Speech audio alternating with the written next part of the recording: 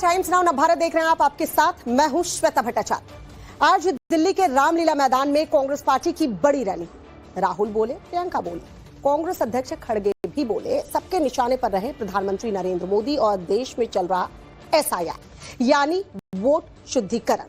लेकिन रैली में शामिल होने आए कांग्रेस की महिला ब्रिगेड मोदी को गाली देकर चर्चा में आ गई। चर्चा की वजह बनी मोदी तेरी कब्र खुदेगी का नारा। ये नारा आज पूरे देश ने सुना। सवाल है कि क्या सियासी दुश्मनी में PM मोदी को गाली देना जायज है?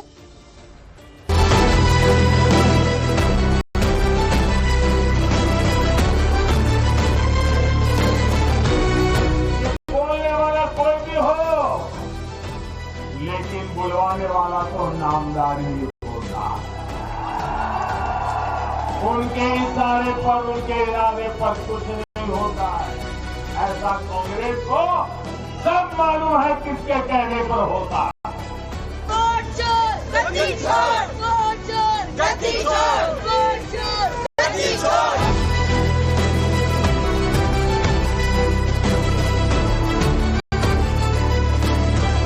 और मैं तो पिछले 20-22 साल से बड़ी वैरायटी की गालियां खा चुका हूँ।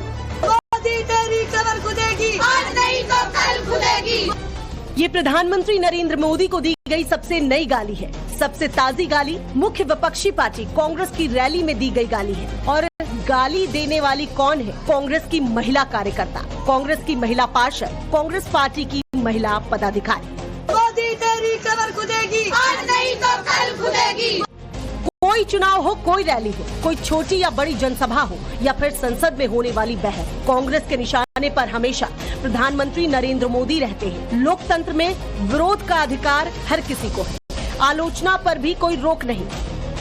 लेकिन विरोध या आलोचना का मतलब क्या ये है कि प्रधानमंत्री की कब्र खोदने का नारा लगाया जाए? मोदी तेरी कब्र खुदेगी, ये नारेबाजी क्या सही है? खासकर उस कांग्रेस पार्टी की रैली में जिसके नेता मोहब्बत की दुकान अपनी जुबान पर लेकर चलते हैं।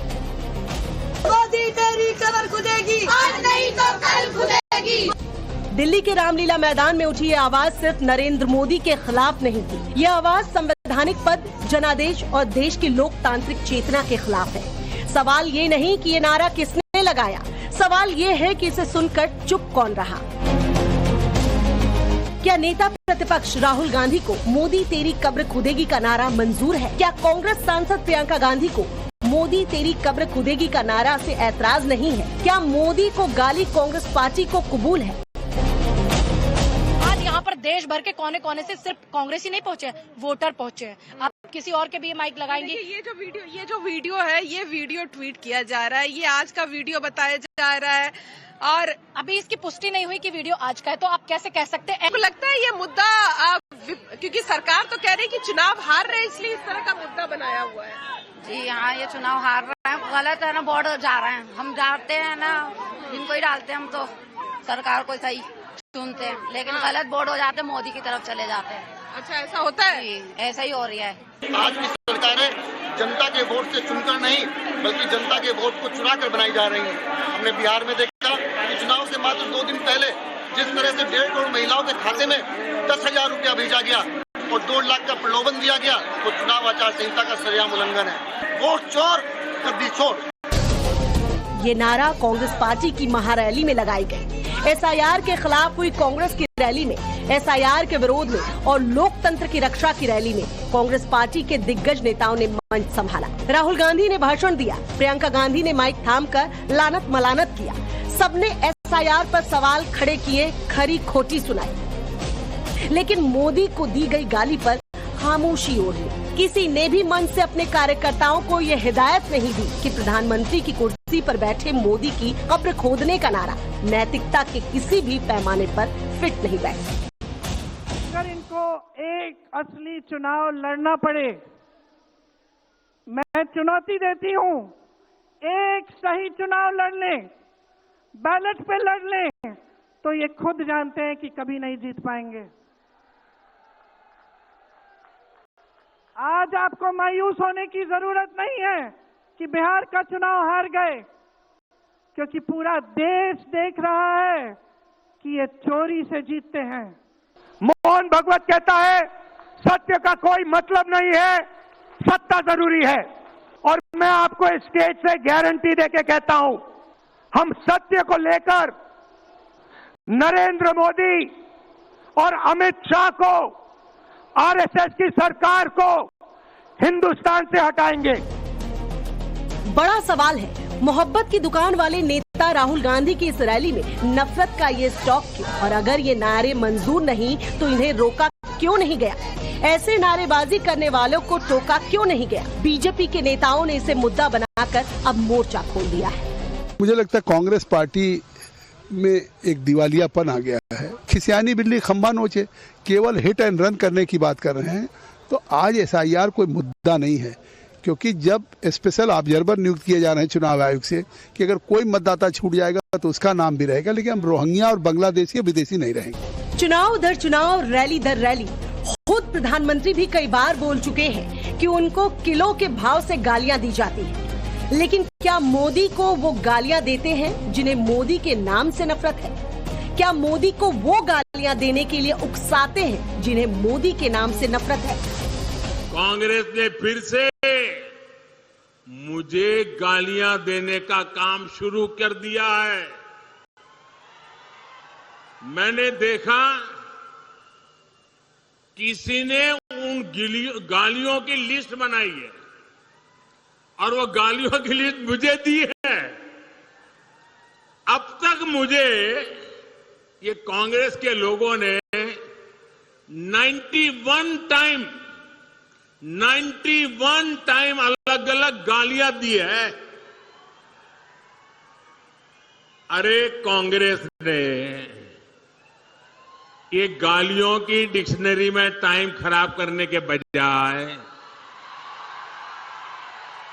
अगर इतनी मेहनत उन्होंने गुड गवर्नेंस के लिए की होती, कांग्रेस कार्यकर्ताओं का उत्साह बढ़ाने के लिए किया होता, तो आज कांग्रेस की ऐसी दुर्दशा न होती, ऐसी दयनीय स्थिति नहीं आती। कांग्रेस की रैली में उठी ये आवाज कई सवाल खड़े करती है। क्या सियासत की लड़ाई अब विचारों से नहीं गालियों से लड़ी जाएगी? क्या विरोध का मतलब अब अपशब्द और कब्र खोदने की बात रह गई है? पब्लिक से कनेक्ट ही मोदी मैजिक का सीक्रेट है।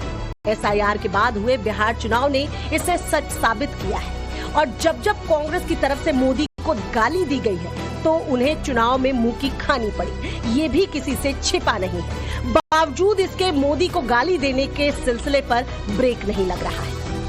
मोदी तेरी कबर खुदेगी, आज नहीं तो कल खुदेगी। अब आइए कांग्रेस के इस लेडी ब्रिगेड को जान लीजिए जिन्होंने मोदी के खिलाफ गालियों का मोर्चा खोल दिया। इसमें एक मंजू सीताराम मीणा है, ये जयपुर शहर की महिला कांग्रेस अध्यक्ष है। ये सुनीता पवार है, ये जयपुर शहर महिला कांग्रेस की सह सचिव है। तीसरी महिला कांग्रेस नेता का नाम सोनी बेगम है, जयपुर कांग्रेस की ब्लॉक अध्यक्ष है। जब इनसे सवाल पूछा गया कि क्या मोदी की कब्र खोदने का नारा बोलना सही है, क्या ऐसा करने का उन्हें कोई पछतावा है, फिर इनसे जवाब क्या मिला और कैसे इन तीनों ने एक बार फिर से उस नारे को दोहराने में देर नहीं लगाई, इसे देख और सुन लीजिए। ये तो देखो, अंत तो सभी का होता है, एक न एक दिन होना है। बुराई का भी अंत होगा, कितने दिन बुराई होगी, बुराई का एक न एक दिन अंत होना है, इसलिए नारे लग रहे हैं। मोदी तेरी कब्र खुदेगी, आज नहीं तो कल खुदेगी। मोदी तेरी कबर खुदेगी, आज नहीं तो खुदेगी। अंत तो सभी का आता है। यानी इस तानाशाही हिटलरशाही सरकार से सब परेशान हो चुके हैं, तो ये जनता अपनी आवाज बुलंद करेगी और 2028 में उनके ताबूत की आखिरी कील साबित होगी। गलत कर रहे हैं, मोदी तेरी कब्र खुदेगी, मोदी तेरी कब्र खुदेगी, एक दिन अंत आना है तुम्हारा। मोदी जी आप ऐसे जो गलत कर रहे हो, जनता जाग उठी है अभी, तो सारी जनता जाग उठी है अभी, अब तुम्हारी कब्र खुदेगी। ये कांग्रेस के कोई आम कार्यकर्ता नहीं है, ये कांग्रेस संगठन में चुनी हुई पदाधिकारी है। लेकिन इन्हें ना तो कोई पछतावा है, ना ही कोई मलाल है। लेकिन बीजेपी नेताओं की जुबान पर इनको लेकर सवाल जरूर है। अब इस तरह की घटिया बात का मुझे कोई जवाब नहीं देना है। इतना कस के बिहार में हार रहे हैं, देश में हार रहे हैं, फिर भी इतना अहंकार। मैं इनसे एक ही बात कहूंगा, कृपया करके जनमत का अपमान करना बंद करें। तो क्या अब राहुल गांधी की मोहब्बत की दुकान में नफरत का थोक कारोबार शुरू हो गया है? बड़ा सवाल है, कार्यकर्ताओं को मोदी की कब्र खोदने जैसे नारे गढ़ने का आइडिया आता कहां से है? क्या कांग्रेस पार्टी के इन बड़े नेताओं को देखकर आता है? जैसे 23 फरवरी 2023 को कांग्रेस नेता पवन खेड़ा ने नारा लगाया था। गौर से देखिए, इसमें कांग्रेस के पवन खेड़ा है, केसी वेणुगोपाल है, रणदीप सुरजेवाला है, शायर से सांसद बने इमरान प्रतापगढ़ी है, शकील अहमद है और इनके पीछे खड़े नेता और कार्यकर्ता ठीक वही नारा लगा रहे हैं जो रामलीला मैदान की रैली में लगाई गई। या फिर कांग्रेस कार्यकर्ताओं के पास ऐसे नारों को आवाज देने की हिम्मत राहुल और प्रियंका को सुनकर आता है? क्योंकि अगर ये नारा गलत था तो राहुल गांधी ने मन से उनको मैसेज क्यों नहीं दिया?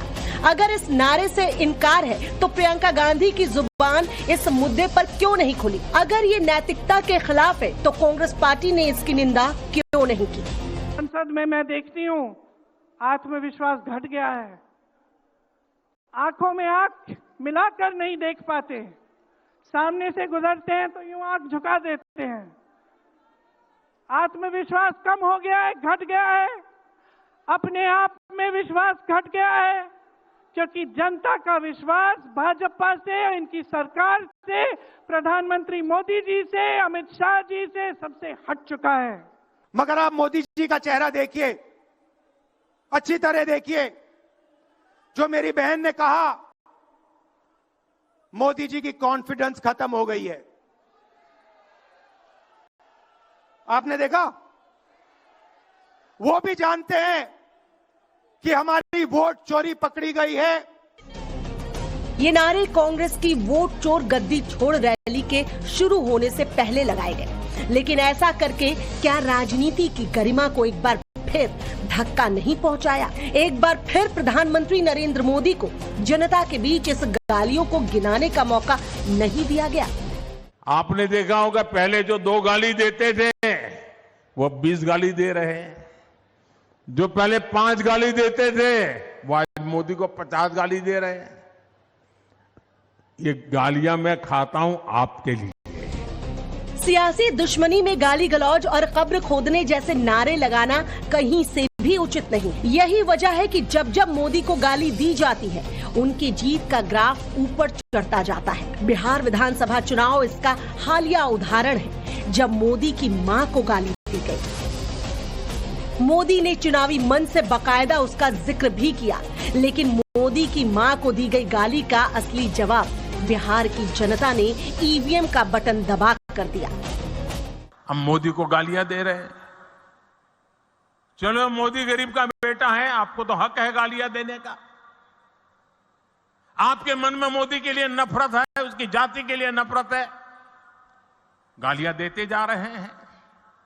लेकिन कांग्रेस को मोदी को जितनी भी गालियां दीजिए, परमात्मा और मेरे देश की माताएं बहनें मोदी की रक्षा करेगी। इसकी एक नहीं कई मिसालें हैं जब मोदी के विरोधियों ने गालियां देकर सेल्फ गोल कर लिया। सोनिया गांधी ने मोदी को मौत का सौदागर कहा, जिसके बाद 2007 गुजरात विधानसभा चुनाव कांग्रेस हार गई। कांग्रेस के बड़े नेता मणिशंकर अय्यर ने मोदी से चाय बंटवाने की बात कही। 2014 में केंद्र में मोदी की सरकार बन गई। इमरान मसूद ने कहा था नरेंद्र मोदी की बोटी बोटी कर दी जाएगी। नतीजा ये निकला कि 2014 में मोदी पीएम बने। मणिशंकर अय्यर ने एक बार फिर मोदी को नीच बताकर पर्सनल अटैक किया। इसका आफ्टर इफेक्ट ये हुआ कि 2017 गुजरात विधानसभा चुनाव कांग्रेस हार गई। राहुल गांधी ने चौकीदार चोर का नारा लगाया, लेकिन जनता ने 2019 लोकसभा चुनाव में बीजेपी को बम्पर जीत से नवाजा। अभी के कांग्रेस अध्यक्ष मल्लिकार्जुन खड़गे ने मोदी को रावण कहने से गुरेज नहीं की। हाथ में क्या आया? 2022 के गुजरात चुनाव में कांग्रेस को करारी हार मिली। कहा भी जाता है जब तर्क खत्म हो जाते हैं तो गालियां शुरू होती हैं। जब प्रदर्शन का हिसाब नहीं होता तो अब शब्दों का सहारा लिया जाता है। चुनाव दर चुनाव, रैली दर रैली मोदी को किलो के भाव से गालियां क्यों दी जाती हैं? इसे लेकर जब प्रधानमंत्री मोदी से टाइम्स नेटवर्क की group editor in chief Navika Kumar ने सवाल किया तो उन्होंने जवाब क्या दिया, जरा उसे सुन लीजिए। Mr. Modi, in Sonia Gandhi's rallies, she has referred to you, even when you talk about the statement on मौत के सौदागर, उन्होंने एक जनरल स्टेटमेंट कहा है, लेकिन आप अपनी हर सभा में सोनिया गांधी को नाम से और गांधी परिवार को खासकर टारगेट करते हैं, इसकी कोई खास वजह? मैंने सोनिया जी के खिलाफ एक शब्द नहीं बोला है, मैंने गांधी परिवार के लिए एक शब्द नहीं बोला है। उन्होंने भाषण किया, उनका नाम देना भी गुनाह है क्या? अगर वो गुनाह है तो आप लोग तय करें, मैं वो भी बोलना बंद करूंगा। उनको मैंने कोई आरोप लगाया है क्या? उनके खिलाफ एक शब्द बोला हूं क्या? उन्होंने जो कहा है उनके नाम से उल्लेख करके बोलना, ये भी अगर लोकतंत्र में मेरा अधिकार छीन लेना चाहते हो आप लोग, तो आपको मुबारक है। नरेंद्र मोदी सिर्फ एक नेता नहीं है, वो उस पद पर बैठे हैं जिसे 140 करोड़ लोगों ने वोट देकर चुना है। ऐसे में प्रधानमंत्री को गाली देना असल में उस जनादेश को गाली देना है, उस लोकतांत्रिक प्रक्रिया को गाली देना है जिससे कोई भी नेता सत्ता तक पहुंचता है। लेकिन इसके उलट पीएम मोदी को क्या क्या नहीं कहा गया। वोट चोर गद्दी छोड़, गंदी नाली, जहर की खेती, खून की दलाली, कायर, रावण, दुर्योधन, औरंगजेब, चाय वाला, सांप, बिच्छू, नीच आदमी, मौत का सौदागर, चौकीदार चोर है।